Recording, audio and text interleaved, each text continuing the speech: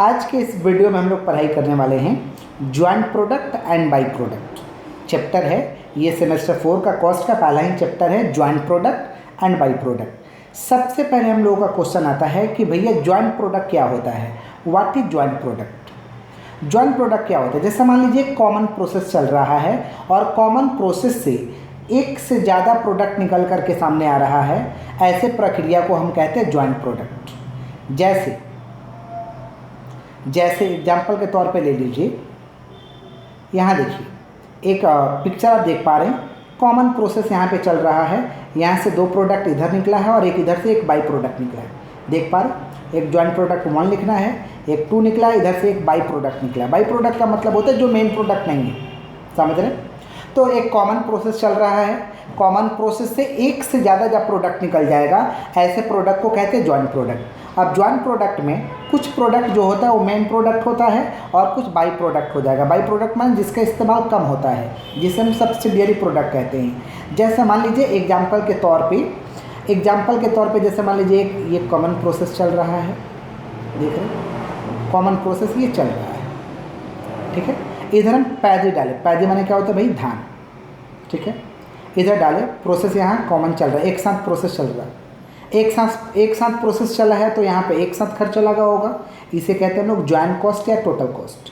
एक साथ जब प्रोसेस चल रहा तो एक साथ खर्चा लगा होगा, इसे हम कहते हैं ज्वाइंट कॉस्ट या टोटल कॉस्ट। अब यहाँ से मान लीजिए प्रोडक्ट 2 ठो निकला, एक राइस निकला, हम पैदी डाले हैं तो एक राइस निकला और एक क्या निकला, हस्क निकला। तो राइस मेरा क्या हो गया, मेन प्रोडक्ट, हस्क हमारा क्या हो गया, बाई प्रोडक्ट हो गया। तो एक कॉमन प्रोसेस चला पैदी का, कुछ स्टेज तक चला तो उसका जो खर्चा लगा उसे ज्वाइंट कॉस्ट हम कह दिए। उसके बाद प्रोडक्ट अलग हुआ, जहाँ से प्रोडक्ट अलग होता है इसे कहते हैं हम लोग पॉइंट ऑफ स्प्लिटअप या point of separation. Point of split up या पॉइंट ऑफ सेपरेशन। अब सेपरेशन के बाद अलग से राइस पे खर्चा लगेगा, हस्क पे अलग से खर्चा लगेगा, इसे कहते हैं हम लोग पोस्ट स्प्लिटअप कॉस्ट। माने अलग अलग ये प्रोडक्ट होने के बाद जो खर्चा लग रहा है इसे कहते हैं पोस्ट स्प्लिटअप कॉस्ट, या हम कह सकते हैं कि cost after separation of product. Cost after separation of product, एक साथ खर्चा जो लगा उसे कहते हैं ज्वाइंट कॉस्ट या टोटल कॉस्ट। एक साथ जो खर्चा लगा उसे कहते हैं ज्वाइंट कॉस्ट या टोटल कॉस्ट। उसके बाद प्रोडक्ट अलग अलग हुआ तो अलग अलग खर्चा लगेगा, स्वाभाविक बात है। यहाँ से तो अलग हो गया तो इस स्टेज से खर्चा अलग लगेगा, राइस पे खर्चा अलग लगेगा, हस्क पे खर्चा अलग लगेगा। इसके बाद जो खर्चा लग रहा है इसे हम कहते हैं कॉस्ट आफ्टर सेपरेशन या पोस्ट स्प्लिटअप कॉस्ट। माने ये अलग होने का स्प्लिटअप पॉइंट किसको कहेंगे, जहाँ से ये प्रोडक्ट अलग हो रहा है। तो पोस्ट माने जहाँ से प्रोडक्ट अलग हो गया उसके बाद जो खर्चा लग रहा है उसे क्या कहते हैं हम लोग, पोस्ट स्प्लिटअप कॉस्ट। रिपीट कर रहे हैं, ज्वाइंट प्रोडक्ट क्या होता है, एक कॉमन प्रोसेस चल रहा है, वहाँ से एक से जब ज़्यादा प्रोडक्ट निकलेगा उसे कहते हैं ज्वाइंट प्रोडक्ट। अब जो मेन इंपॉर्टेंट चीज़ होता है वो मेन प्रोडक्ट हो जाएगा और जो उसका सब्सिडियरी पार्ट रहेगा वो बाई प्रोडक्ट हो जाएगा। जैसे कि एग्जांपल के तौर पे समझाया कि जैसे मान लीजिए पैदी का हम प्रोडक्शन कर रहे हैं, पैदी डाले, धान डाले, प्रोसेस चला, कुछ समय तक एक साथ प्रोसेस चला तो एक साथ खर्चा लगा, उसे कहते हैं ज्वाइंट कॉस्ट या टोटल कॉस्ट। एक स्टेज के बाद एक तरफ से राइस निकला, एक तरफ से हस्क निकला, तो राइस क्या हो गया आपका मेन प्रोडक्ट, हस्क क्या हो गया आपका बाई प्रोडक्ट। अच्छा, जहाँ से ये अलग अलग हो जा रहा है अब अलग अलग खर्चा लगेगा, एक साथ तो खर्चा लगने का सवाल ही नहीं उठता है, इसे हम कहते हैं कॉस्ट आफ्टर सेपरेशन। अलग होने के बाद जो खर्चा लग रहा है यह हम लोग कहते हैं पोस्ट स्प्लिटअप कॉस्ट। क्लियर। मुख्य रूप से ज्वाइंट प्रोडक्ट में हम लोग को 2 ही चीज़ करना रहता है, टोटल कॉस्ट को बांटना रहता है, टोटल कॉस्ट जो लगा है उसे बांटना रहता है, या तो दोनों प्रोडक्ट से हमें कितना प्रॉफिट हो रहा है उसको निकालना होता है। यही 2 चीज़ हमको करना रहता है इस चैप्टर में। ज्वाइंट प्रोडक्ट समझ गए हैं, कॉमन प्रोसेस चल रहा है, वहाँ से एक से ज़्यादा प्रोडक्ट निकलेगा, ज्वाइंट प्रोडक्ट है। उसका जो इंपॉर्टेंट पार्ट होगा मेन प्रोडक्ट हो जाएगा, जो सब्सिडियरी पार्ट होगा जिसका कम इस्तेमाल होता है उसे बाई प्रोडक्ट कहते हैं। एक साथ जो खर्चा लगा है up to the point of split up, जो मैं एक डायग्राम में दिखाया उसे कहते हैं ज्वाइंट कॉस्ट। मुख्य रूप से इस चैप्टर में ज्वाइंट कॉस्ट निकालना होता है या तो प्रॉफिट निकालना होता है कि किस प्रोडक्ट से कितना प्रॉफिट हो रहा है। आइए एक सम के माध्यम से हम लोग समझते हैं। ऐसे ज्वाइंट कॉस्ट को बांटने का बहुत सारा मेथड है, समझ रहे हैं, वो हम लोग सम में समझेंगे एक ही करके, क्योंकि मेथड आपके लिए उतना इम्पोर्टेंट नहीं है। आइए, या मैं मेथड को नेक्स्ट वीडियो का थ्योरी में मैं कवर कर दूँगा। चलिए आते हैं एक सम करते हैं। देखिए मैं एक सम आप लोगों के लिए रेडी रखा हूँ। ये सम देखिएगा, स्क्रीन पे आप देख पा रहे हैं। In a factory the main product is M. एक फैक्ट्री है जिसमें मेन प्रोडक्ट एम है, बट बाई प्रोडक्ट बी है इज ऑल्सो ऑब्टेन। दो प्रोडक्ट निकला एक फैक्ट्री में, एम है मेन प्रोडक्ट और बी है by product. From the following particulars ascertain the net profit from the sale of M and B. क्या निकालना भाई? एम और बी का नेट प्रॉफिट निकालना है कि नेट प्रॉफिट कितना हो रहा है एम और बी को बेच के for the period ending on 31/12/18। Total cost up to a split up point, थोड़ा मैं मार्क करके दिखा रहा हूँ, देखिएगा।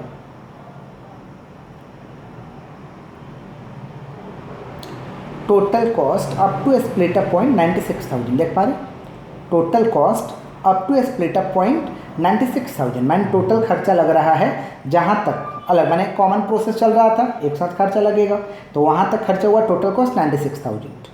इसको तो बांटना पड़ेगा भाई, पता करना पड़ेगा कि टोटल कॉस्ट में से एम पे कितना खर्चा हुआ और बी पे कितना खर्चा हुआ, इसको बांटना पड़ेगा। ओके, बांट लेंगे। सेल्स एम और बी का सेल दिया हुआ है। कॉस्ट आफ्टर स्प्लिटअप, कॉस्ट आफ्टर स्प्लिटअप मैंने जहाँ से प्रोडक्ट अलग हो गया उसके बाद कॉस्ट आपको दिया हुआ है एम का 18,000 और बी का कितना दिया हुआ आपका 5,000। Okay. Estimated net profit percentage on sales for B. Profit हमें पता है लेकिन सिर्फ बी का पता है, एम का नहीं पता। किसका पता? बी का पता है। चलिए, एस्टिमेटेड सेलिंग एक्सपेंस 10% दोनों का है, सेलिंग का खर्चा लग रहा है 10%। अच्छा, इस इंफॉर्मेशन में देखिएगा बी का पूरा डिटेल्स है, बी का पूरा है, बी का सेल पता है, बी का प्रॉफिट पता है, बी का कॉस्ट आफ्टर हमें सेपरेशन पता है, माने कॉस्ट आफ्टर स्प्लिट अप हमें पता है, समझ रहे हैं? तो बी का हमें डिटेल्स पता है, तो बी का डिटेल से हम निकाल सकते हैं कि बी का शेयर ऑफ जॉइंट कॉस्ट कितना है, माने बी पे जो टोटल खर्चा लगा है उसमें से बी का कितना खर्चा हम ये निकाल सकते हैं। क्यों? क्योंकि बी का पूरा इन्फॉर्मेशन है, समझ रहे हैं? इस तरीका का सम रहता है।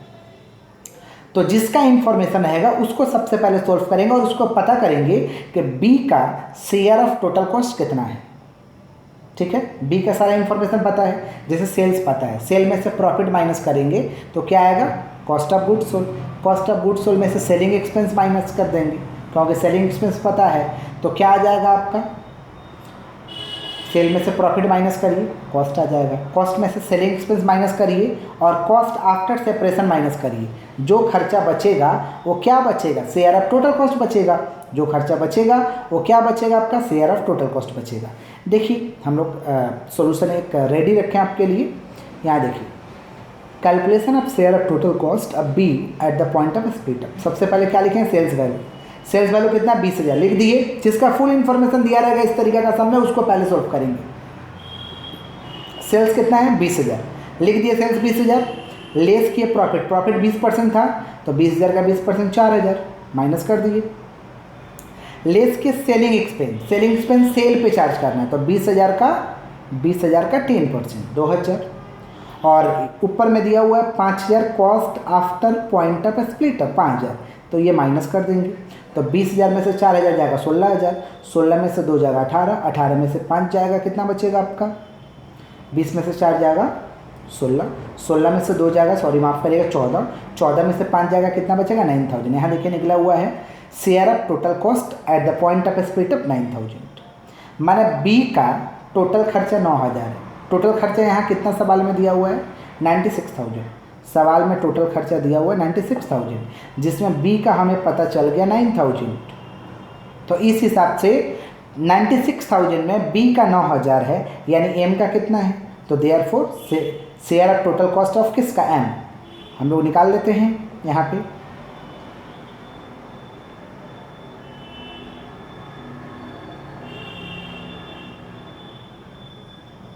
यहाँ पे हम लोग निकाल लेते हैं। देखिए, share of total cost of B निकालना है हमें। Share of total cost of B, share of total cost, TC लिख दिए। Share of total cost, sorry माफ़ करिएगा, एम का निकालना है।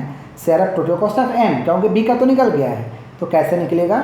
96,000 माइनस 9,000, 96,000 माइनस 9,000 कितना हो रहा है आपका 96 में से 9 को क्या करना है आपको माइनस करना है, तो 87,000 कितना आ रहा 87,000। एम का टोटल खर्चा 87,000, एम का टोटल खर्चा 87,000। मैं वापस एक बार दिखा दूं,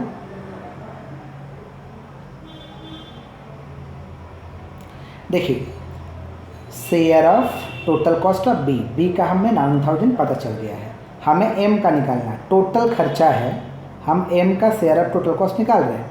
टोटल खर्चा है 96,000, तो 96,000 में से 9,000 को माइनस करिए, माना एम का टोटल कॉस्ट आ रहा है 87,000। देखिए ये खर्चा को बांटना है, हम बी का पता कर लिए 9,000 है, एम का पता कर लिए 87,000। अगर खाली पूछा रहता कि share of total cost of M बताइए तो सब यहीं तक फिनिश हो जाता।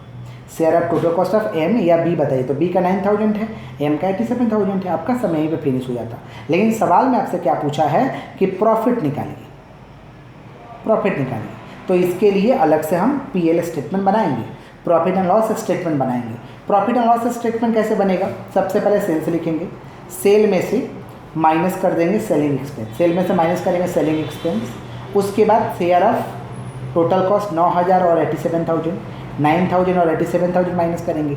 फिर माइनस करेंगे ये वाला आपका कॉस्ट आफ्टर स्प्लिट अप, माने जहाँ से अलग हुआ उसका खर्चा 18,000 और 5,000 माइनस कर देंगे, तो हमारा क्या आ जाएगा प्रॉफिट। किस तरीके से निकलेगा आइए देखते हैं। देखिए ये आपका पीएल स्टेटमेंट है, देख पा रहे हैं, देखिए पीएल स्टेटमेंट है। सवाल हम लोग किए हैं अभी, आपको सेल्स पहले पीएल स्टेटमेंट बना देंगे, फॉर्मेट कर देंगे पर्टिकुलर एम और बी का दिया। सबसे पहले सेल्स 1,68,20,000 दिया है, सेलिंग एक्सपेंस 10%, तो 1,68,000 का 10% और 20,000 का 10% 2,000। Cost up to split off, माने शेयर ऑफ जॉइंट कॉस्ट अभी अभी निकालेंगे, इसको शेयर ऑफ जॉइंट कॉस्ट भी आप लिख सकते हैं। 87,000 अभी निकाले, 9,000 निकाले, लेस कर दीजिए। और कॉस्ट आफ्टर स्प्लिट ऑफ ये दिया हुआ है 18,000 5,000, 18,000 और 5,000 दिया हुआ है, जो बचा वो क्या बचेगा आपका माइनस कर दीजिए। मैंने 1,68,000 में से 16,800, 87,000 और 18,000 माइनस कर दीजिए, 46,200 बच रहा। और 20,000 में से इधर 2,000, 9,000, 5,000 माइनस कर दीजिए, जो बचा वो क्या बचेगा नेट प्रॉफिट। सवाल में सेल्स दिया है, सेल में सेलिंग एक्सपेंस 10% है। Cost up to split up point अभी अभी निकाले हैं, शेयर ऑफ टोटल कॉस्ट अभी भी निकाले थे 87,000 9,000, और कॉस्ट आफ्टर स्प्लिट अप दोनों का अलग अलग, जहाँ से प्रोडक्ट अलग होता है वो खर्चा दिया हुआ है, लेस कर दिए, क्या आ गया नेट प्रॉफिट आ गया।